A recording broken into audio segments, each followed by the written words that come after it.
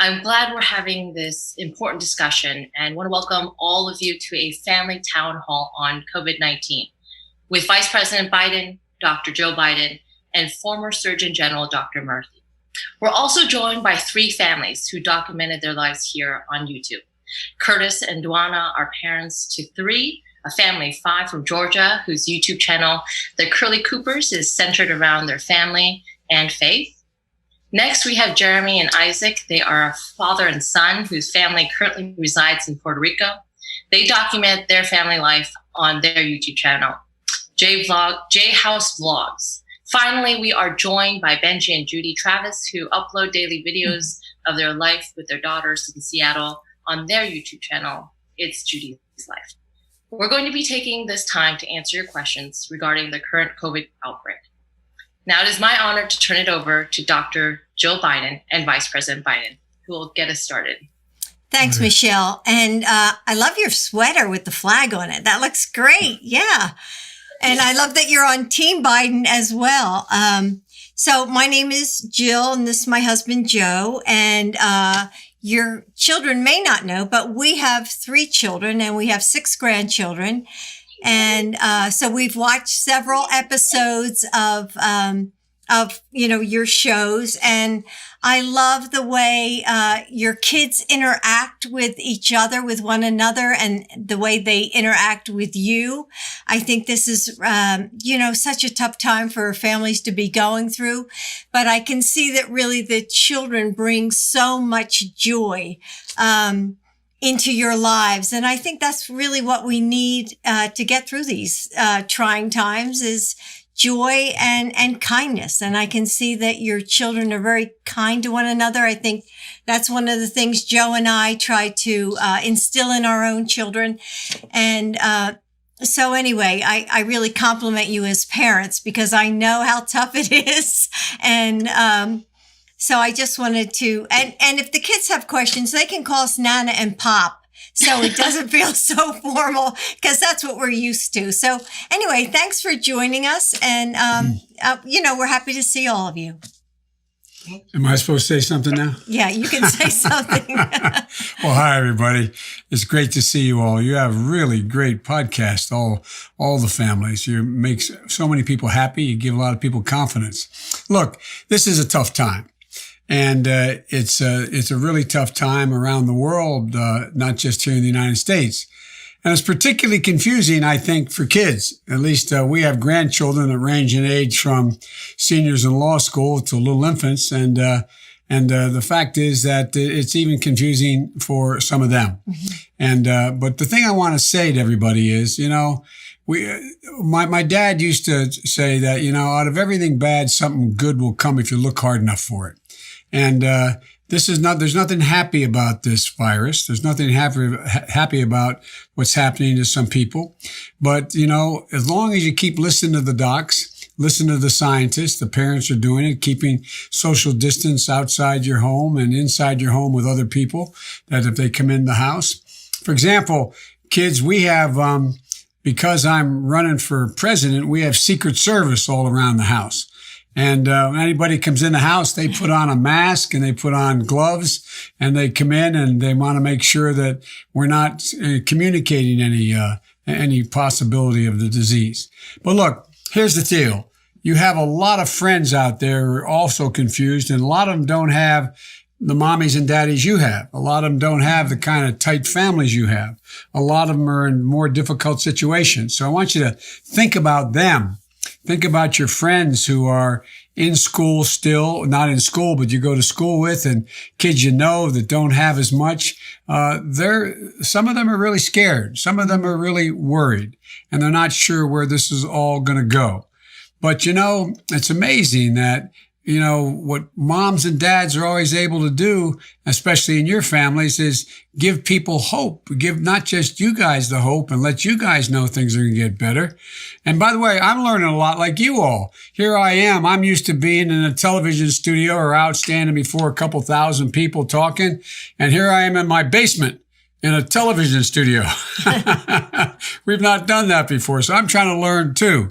And an awful lot of stuff you're doing online, but you're kind of more used to it than I am. Whenever I have a problem anything I have to do with my computer or going online, I call one of my granddaughters. They're the ones that settle it for me. But all kidding aside, we got to take advantage and try to look at the things that this is exposing us to that are good. We're getting to see how good people can be to one another. We're getting to see how people reach out, not physically reach out and grab people, but how they reach out and call their friends. For example, one of the things that we do, and Nana does, and we set up a cancer institute for people who are dealing with fighting cancer. And we set up an initiative that has had a lot of important Nobel laureates and people on it. But we also have a piece of that committee that deals with trying to make sure that people are able to navigate when they're sick. They know who to call, where to go, how to get things done, get help.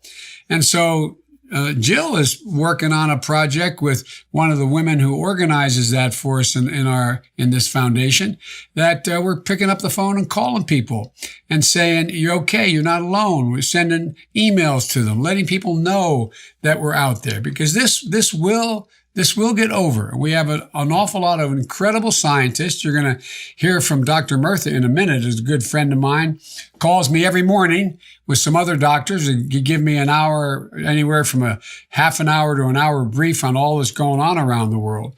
But the point I want to make to you is that we have to look at the good come out of this. This is an opportunity to deal with making sure that we, as all Americans, that we're nicer to one another, that pay more attention to people's problems, that we, in fact, there's a lot of kids, as I said, and parents have been through a lot. And to say to the parents, you and I know we're a little better off than most, but how about all those people who are, the single moms who are they're out of their job now. They're wondering how in God's name are they going to pay the rent payment? How are they going to make sure that, or if it's a couple or not a couple, a single parent, how are they going to pay the mortgage payment?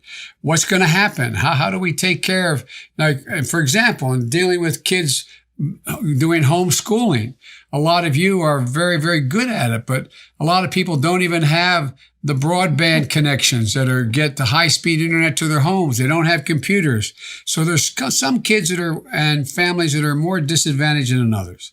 So only thing I want to say is we're anxious to try to answer your questions, but I'm confident. We're all going to get through this.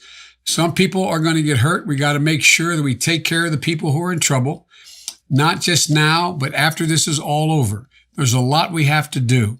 We can do much better than we've done so far in dealing with this problem, and I believe we're going to be able to do that. So why don't I, as my mom used to say, hush up and take some of your questions.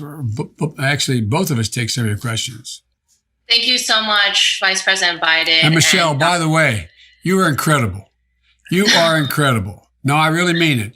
This is one of the most talented skaters in the history of the sport. You're looking at her right now. But she has a heart as big as her talent. She is all over the country, going all over the country, giving people confidence, giving people hope, letting people know what we can do as a country. And this is an incredible country. We're of all different backgrounds, all of us, but we're all one. And Michelle, you are absolutely magnificent. All you do, really and truly. Thank you. Honor. I know that the families have a ton of questions. Okay. I would like to kick it off to the Curly Coopers, Curtis and Duana. I know you have a couple of questions for the VP and Dr. Biden. Yeah, so I just going to ask the first question. Will we be able to go to our trip in Europe in June? Well, I don't know you'll be able to do it in June, honey, but I tell you what, your daddy and mommy, I promise you're going to be able to take you to Europe. Whether they're able to do it in June remains to be seen.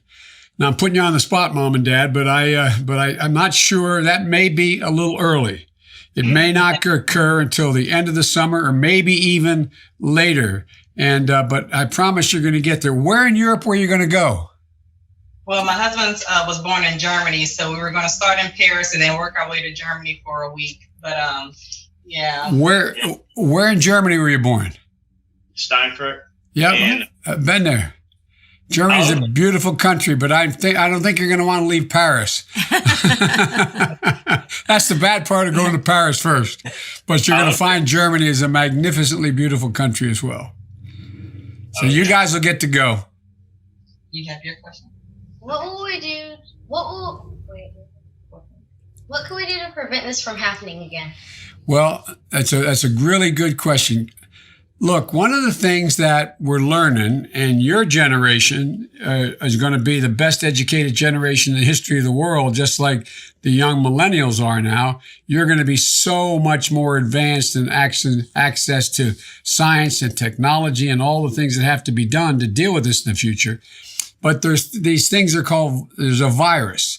And a virus is what we're dealing with now, a particularly lousy kind of virus. It's like flu on steroids. It's a really bad kind of flu. And that's not a technical term, but that's kind of how you think about it. And one of the things we learned is that these kind of diseases, you can't build a wall. You can't say it can't come into the United States. It can only be in this country or that country. It crosses borders and from one country to another, and there's no way to stop it except to know it's coming. And so one of the things that we did, that President Obama and I did, we set up a system after we dealt with something similar to this in Africa. It was called Ebola. I don't want to confuse you. But what we did was we set up, there's a thing called the Center for Disease Control. Your parents can explain these to you later. And we put Americans in other countries from this organization to detect when things were happening in other countries. So we'd hear in advance what was happening. That's number one. So we could be prepared. Number two is we should be spending a lot more money on research by our scientists to deal with like vaccinations for this. There ought to be ways in which to prevent many of these diseases from being able to affect you, like occurred in a lot of other diseases. Not the same thing, but like polio. You end up having polio shots and people aren't dying of polio as much. So there's ways in which we have such incredible capacity now. And I don't want to get into all the detail, but the point is that we have the technology to be able to look down the road and see the kinds of things we should be preparing to stop, to be able to keep from getting out of the box, out of affecting so many people. And lastly, we have to develop these vaccines and ability to quickly test people if there's another virus like this gets developed. Because the quicker we can test people, we can keep them out of the way of a lot of other people. You don't have to lock them up, but they can not be interfacing with a whole lot of people in big, city swimming pools or hanging out in concerts or movie theaters.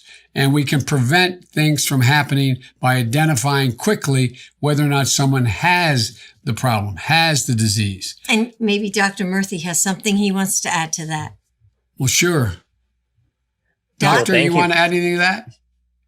Sure. So thank you for the question. I think the Vice President said it well. The bottom line is we can't always control what diseases come up in the world, but we can control how we prepare for them and how we react to them. And if we have stronger healthcare systems, if we have better science so that we can have medicines and vaccines, then we can be better prepared the next time this comes around.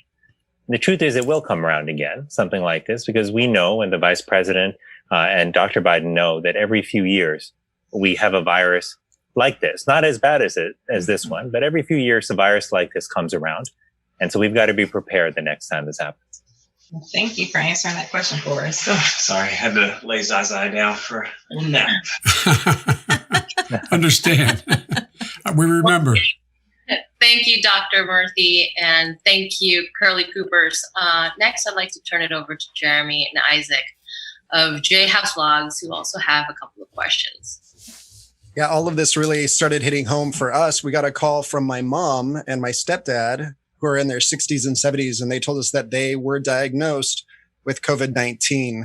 Oh, and that wow. started really getting me looking closer at the mortality rate, which seems there's a lot of conflicting information on that. And so I was wondering what your take is on what is the mortality rate and what medications or treatments would you recommend to help as people are getting this disease to give them the best chance? I get that brief every morning from Dr. Murthy, but Doctor, why don't you begin that answer? Sure. Well, first of all, Jeremy, I'm so sorry to hear about your mom and dad. How are they feeling right now?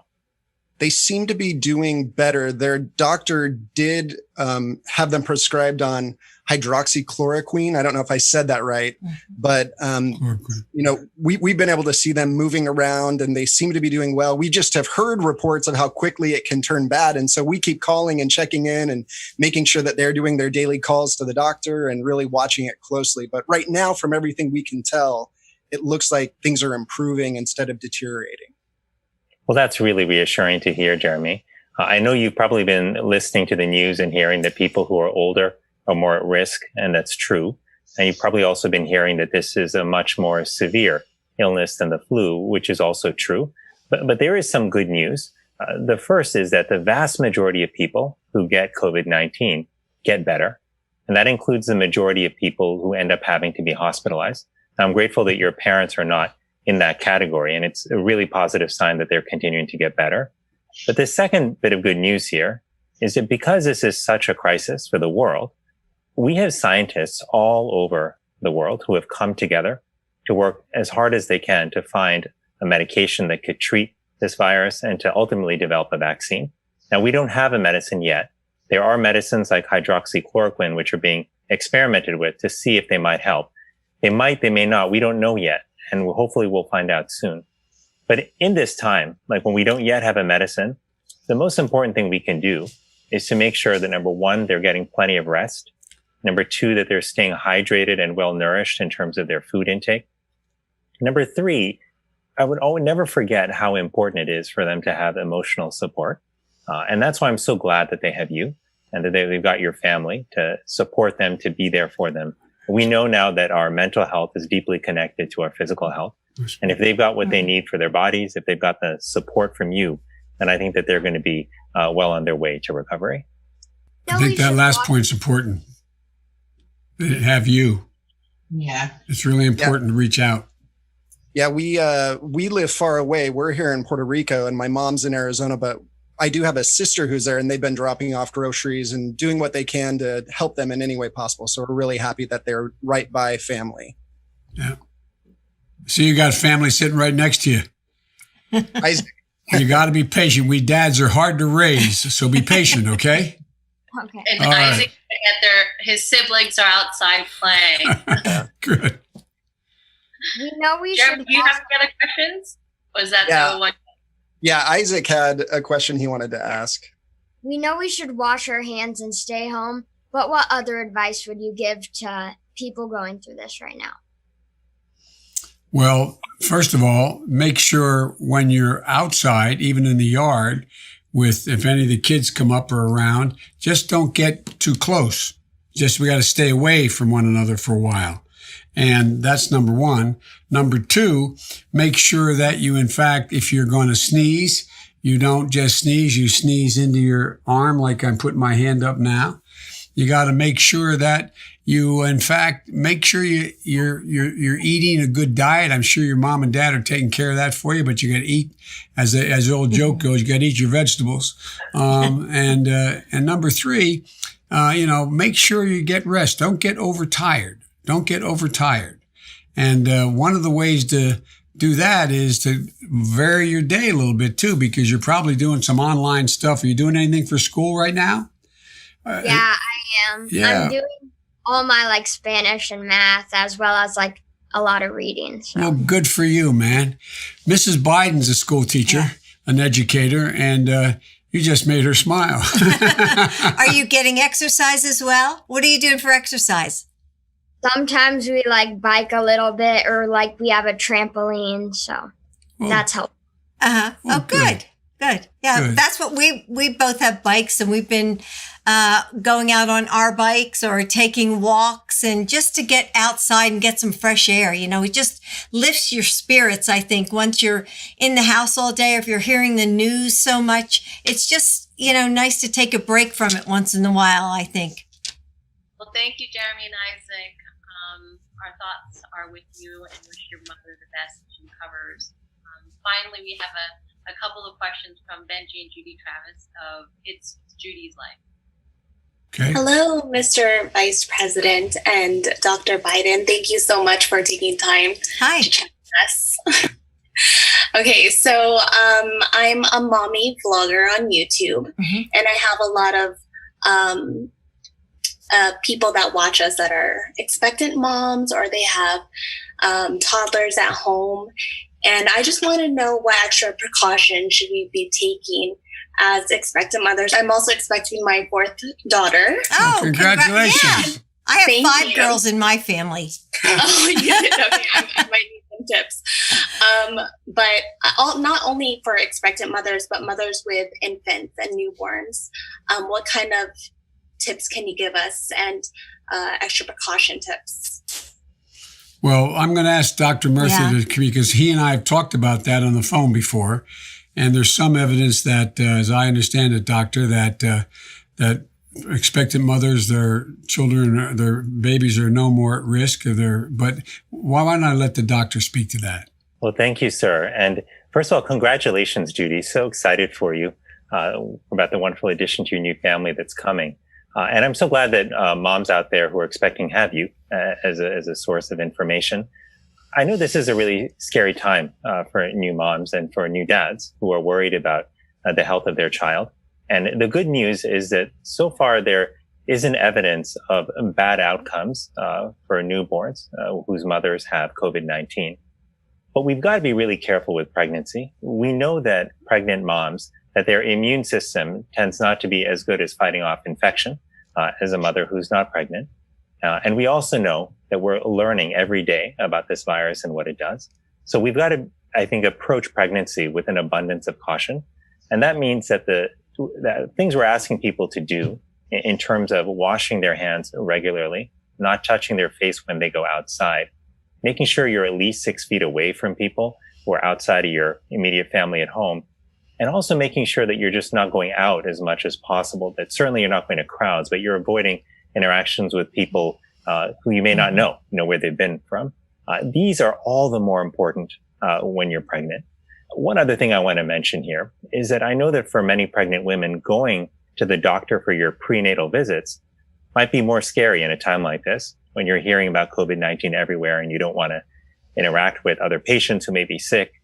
But what I would encourage you to do is to call your doctor and to tell them, number one, that you want to know what sort of measures are being taken around the office to keep you safe and to make sure that you won't be in a crowd of patients in the living room, or rather in the waiting room.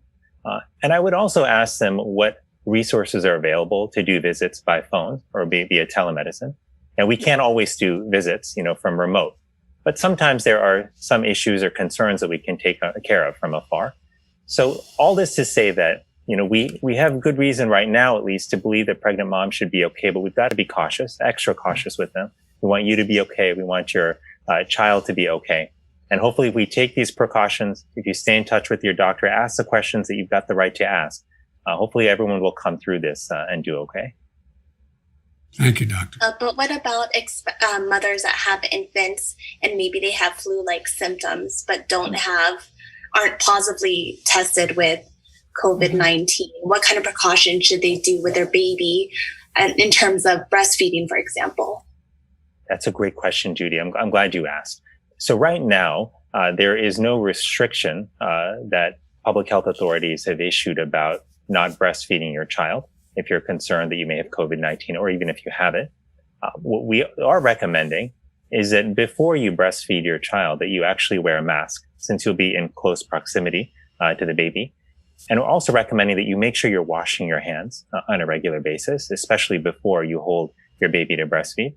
I have 2 small kids at home myself. I've got a 3-year-old and a 2-year-old at home, and our 2-year-old is still nursing. And so we are thinking about a lot of these concerns as well. I think for moms as well who want to protect their kids, for dads as well, it's really important that as parents that we observe a lot of these restrictions about staying at home and about limiting our contact with other people. Because, we don't know where other people have been and who they've been in contact with. So we've got to be cautious. But again, wash your hands, wear a mask when you're breastfeeding your child.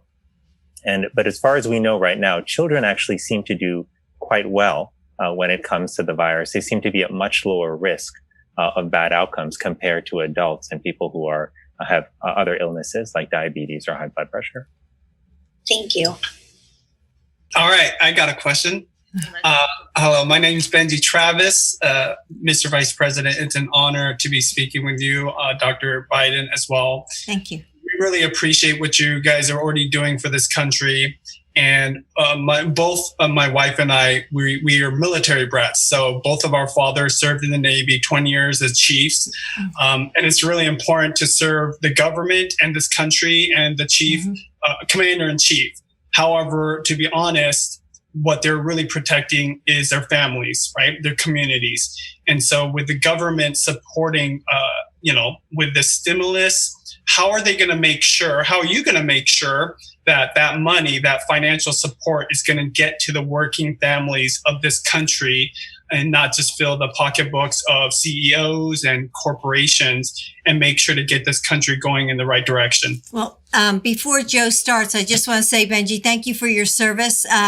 We too are a military family. My father served Navy in World War II, and our son Bo was Army National Guard. So I just wanted to say thank you for your service and for yours too, because if you have a family member who serves, the whole family serves. So thank you. Again, thank you for your service. The proudest thing our son, who was the Attorney General of the state of Delaware, did was put that uniform on. Spent a year in Iraq. Before that, he spent almost 7 months in Kosovo. He left as a major, highly decorated, and he was really proud of it. I'm sorry to brag about our son, but No, not at all. we're incredibly proud of them, both of them. And look, the most important thing to think about is, as the commander-in-chief, and that's what the President of the United States is.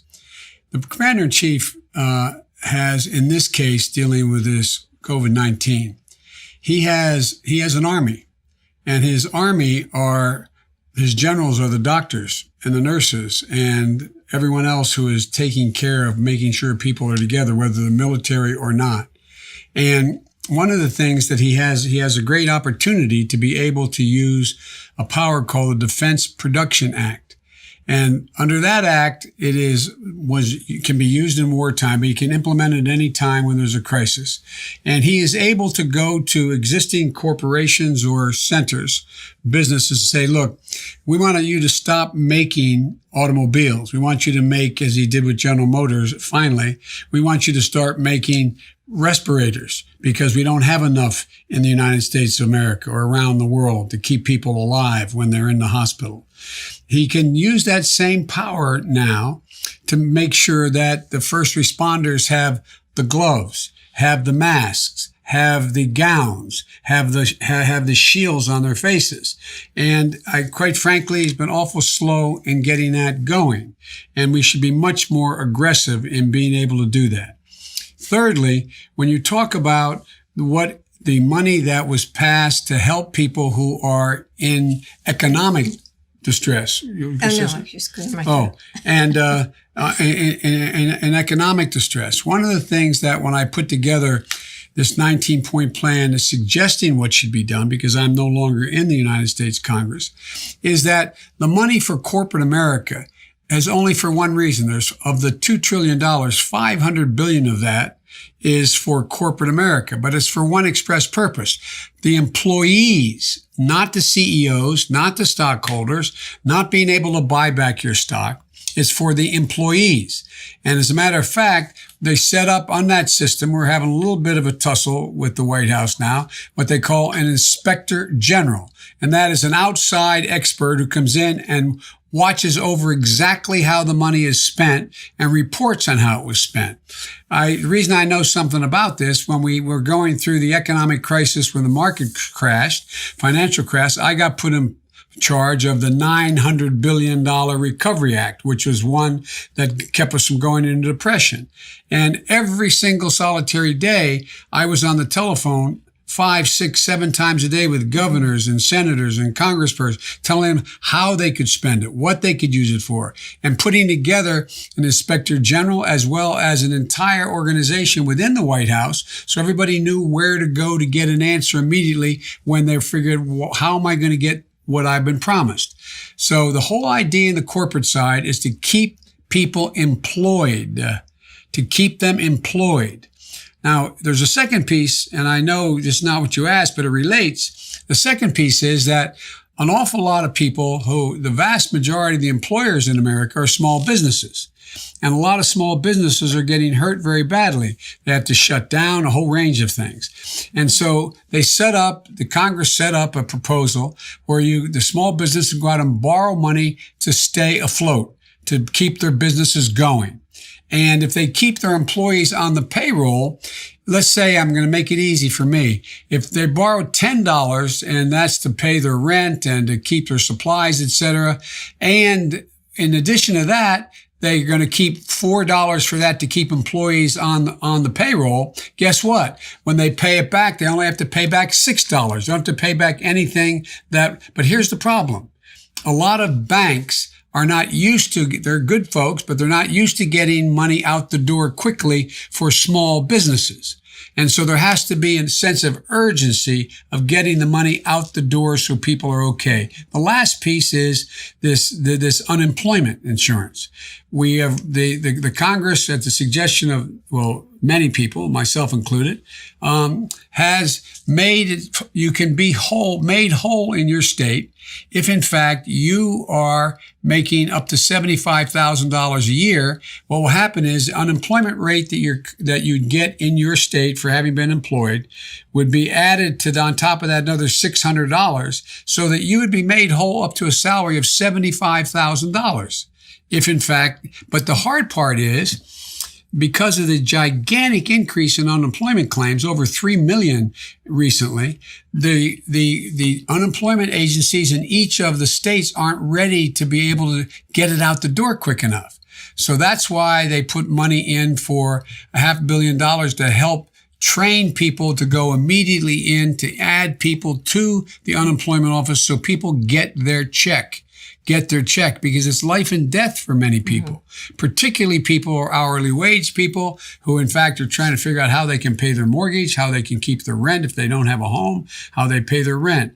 And so that's really important. We focus on that. And we're all putting a lot of pressure on the administration to figure out how to mechanically implement what's going on here. And there's a last piece.